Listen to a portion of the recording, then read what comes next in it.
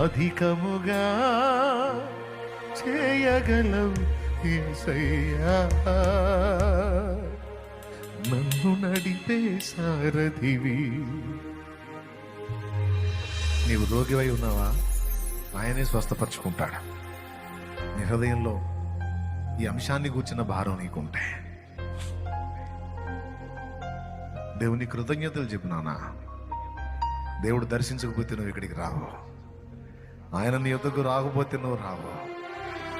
వచ్చావు, ఇక నిలబడు, కడిగేసుకో. ఆ పరిశుద్ధిని రక్తంలో నీ పాపాలన్నీ కడిగేసుకో. నువ్వు నూతన పరచబడు, నూతన జన్మ అనుభవంలోనికి రా. బాప్తిస్మం పొంది నీ దోషములన్నీ కడిగేసుకొని పరిశుద్ధపరచబడు.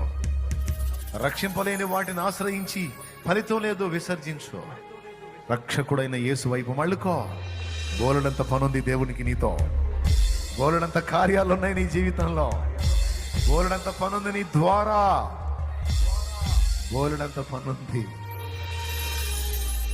అలాగే రక్షణ అనుభవంలోనికి వచ్చిన వాళ్ళు కూడా సిద్ధపడండి.